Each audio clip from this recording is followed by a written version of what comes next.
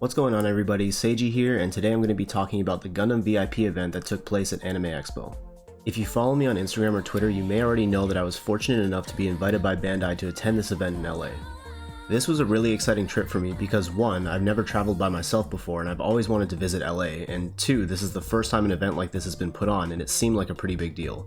So I flew out from Canada, and after about half a day spent hanging out with a friend, it was finally time for the big day. I'll be honest, I was pretty nervous to be in LA by myself, but thankfully I was able to meet up with 2 other content creators, Nikki Marina and Kakarot197, who happened to be staying at the same hotel. I also finally got a chance to meet Brett, who in case you guys didn't know is the lead community figure for Gundam Extreme Versus and organizes many of the big tournaments, including EVO. Before I get into the convention itself, check this out. A massive Wish for Mercury advertisement right at the entrance of the convention. I was so hyped to see that Gundam is getting this kind of attention at such a huge event. Now let me tell you, as someone who has never been to a convention before, Anime Expo was insane. So many people, so many things to see, amazing energy all around. They even had a Gundam-based location inside the convention with this amazing statue of the RX-78 and all kinds of Gunpla for you to buy.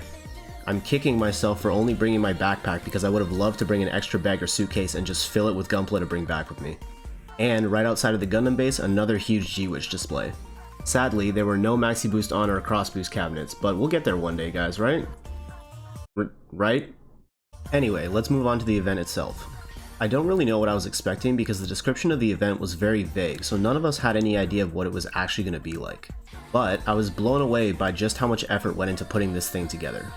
The event was held in a lounge at the convention center, and when we entered, we walked down a red carpet lined by these statues of the RX-78, Barbados, Unicorn, and Wing. Then, after the next set of doors was the actual event hall, and as you can see, the setup was quite fancy. Nice couches, free snacks and drinks, staff walking around with platters of appetizers, and lots of cameras. Before we get into the panels themselves, I want to just quickly go over what else was available at the event. On one side, they had a station with some old retro Gundam games and an introductory Gunpla building station for those who had never built before, as well as a bunch of upcoming Gunpla and metal build figures on display. On the other side, there were gachapon machines with capsules that could potentially contain a slip that read high grade, real grade, or whatever, and you could pick a Gunpla of your choice. There was also a photo booth and console setups that had GBO2 loaded with every single playable suit in the game, as well as consoles for playing SD Gundam Battle Alliance. They explained that this was the first time that Battle Alliance has been available to play for anyone in the general public, and I have 14 minutes of gameplay up on my channel if you want to go check that out. Alright, so let's move on to the panels. First up was the Gunpla panel, and they had Bampi as a special guest. They started by showing off the upcoming high-grade kits for the Gundam Ariel, Vigreer Bow, and Gundam Elfrith. From what we saw, it looks like these kits are very detailed and have some good articulation for HGs. Keep in mind that the G-Witch prologue is coming out July 14th, so we don't have to wait too much longer for our next little tidbit. Next, they showed off the Master Grade EX Strike Freedom, both the complete Gunpla as well as the gold inner frame. I gotta say, up close this thing looks amazing, the amount of detail is off the charts. I would never in a million years trust myself to build a Gunpla this nice. And finally, they showed off the real grade God Gundam. The RG line is finally breaking into the future century, so let's be real, what other kit could they start with?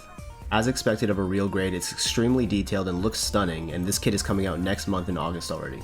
To round out the Gunpla panel, they had a special surprise for us all the way from Japan. Some of you may have seen ads floating around online for something called Gunpla Scan. Well, they flew that technology here to showcase it at the event. They describe Gunpla Scan as their attempt at making build fighters real. If you ask me, it's a lot more similar to Build Divers because you scan your Gunpla with the machine, which then loads your Gunpla data into the game. The technology is still incomplete, so I remember them mentioning they had to make some manual adjustments after the initial scan. Funny enough, I'm not sure if you can tell because I was filming the projector screen, but the Gunpla is missing its right foot due to an issue with the scan. Kakarot was actually lucky enough to be selected to be the first one to try out the game, and from what I can see, the gameplay seems kinda similar to the old Gundam Breaker games.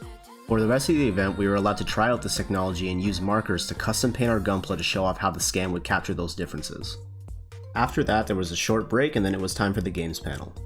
The first game that was discussed was Gundam Evolution, and the game producer Maruyama-san and battle director Hogaki-san were flown in from Japan as special guests. When asked what led them to create Evolution, they explained that they wanted to expand the fan base of Gundam, particularly the younger demographic and people outside Japan. They know that shooter games are very popular among younger audiences, especially in the West. They also wanted the game to be competitive and fun to watch to appeal to a wider audience, which is why they added things like the boost system, which rewards skill and allows players to make flashy plays that give them a feeling of exhilaration. To wrap up the discussion on evolution, they showed the G3 Gundam and Char Zaku skins that were available during the beta and explained that in addition to canon skins like those, they will be adding completely original skins to expand the level of customization and personalization in the full game. You can see here some new skins for the Gundam and Zaku 2 with new MVP intros, and they also showed off some fancy new skins for the Methis and Ashimar as well. Finally, they stated that they will be announcing additional units for the roster closer to the release date of the game. I'm not sure if this means they will be in the base roster or if they will be paid DLC. Unfortunately, we still don't know the release date for the full game, so we'll just have to wait and see. Next up was the highly anticipated action RPG SD Gundam Battle Alliance. This time, the guests were Tsukanaka-san, the producer of the game, as well as Tatsu, who is in charge of the marketing and has also worked on many other Gundam games such as Cross Rays and Maxi Boost On. Tsukanaka-san explained that previous SD Gundam titles have almost all fallen under the G Generation series, which in case you didn't know is a series of turn-based simulation RPG games. They recognize that this style of game is not for everyone, and also that there is no SD action game in America, so they wanted to make something that could appeal to both hardcore Gundam fans as well as more casual players, including younger audiences. From here, they went on to give us some new info on the game, starting with the 3 classes or categories that suits are divided into. The suits in Battle Alliance are classified as either Infighters, All-Rounders, or Sharpshooters. Infighters, as the name implies, are strong in melee combat and specialize in fighting skills, and as a result they have higher HP to help them survive in the thick of battle. By contrast, Sharpshooters specialize in range attacks and shooting skills, and as a result have lower HP as they aren't meant to be up front. Of course, All-Rounder is a happy medium between the two.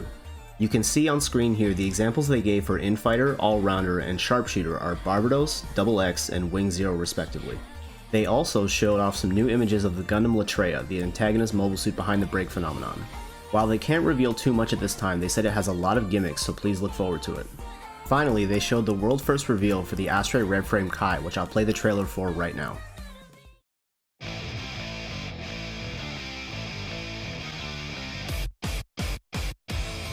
手伝うぜ。いいパーツがあるかもしれないな。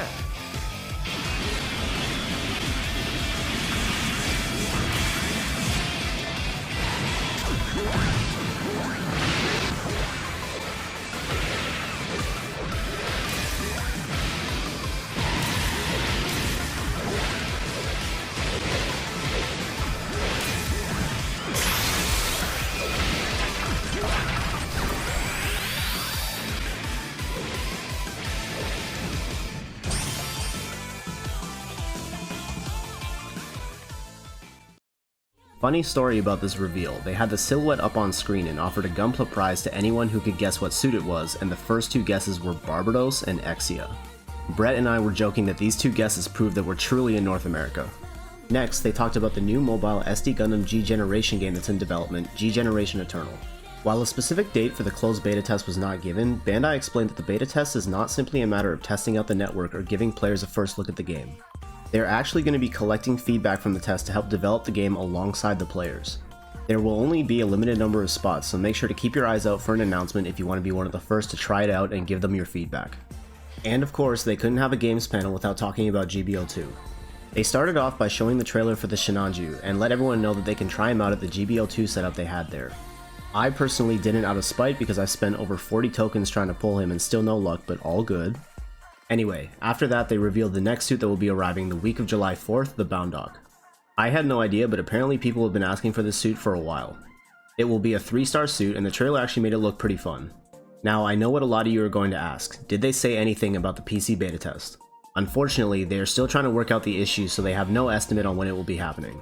But there's one thing I want to make very clear, guys. I know a lot of you are frustrated, but I hope you understand that Bandai is not maliciously trying to keep the beta from you guys. After speaking with them personally, I can confirm that resolving these issues and getting the beta out there is a very high priority for them. And let's keep in mind that it's better to have these issues come up now rather than in the full release of the game. That being said, we did let them know that the lack of communication regarding the status of the test has been a pain point for fans, and they were thankful for that feedback. They did also briefly mention Gundam Breaker Mobile, but nothing specific. All they said was that the 3rd anniversary is coming up soon and to look forward to what they have in store. Hopefully that means free pulls. I am so thankful that I had the opportunity to attend this event. It was a truly amazing experience and I can tell a lot of effort went into putting it together. It was great to hear how passionate the developers and producers from Japan are about making these games and how much they want Gundam to grow across the world, and after speaking with the folks on the Gundam team at Bandai, I have a renewed confidence in Gundam as a whole going into the future. If we look back at the last 2 to 3 years, we've gotten more Gundam games than we've ever seen before. Cross-Rays, the Maxi Boost on console port, Code Fairy, GBO2 PC, Battle Alliance, G-Generation Eternal, Gundam Breaker Mobile, and that's not even including the new movies in anime like Build Divers Re-Rise, the Hathaway movie, Dolan's Island, and now G-Witch. Trust me when I say this, Bandai is making a huge push to grow the Gundam IP as a whole right now. It's going to be an exciting ride, and it's an amazing time to be a Gundam fan right now. I honestly hope they host an event like this every year, and once again, thank you so much to Bandai for the invitation.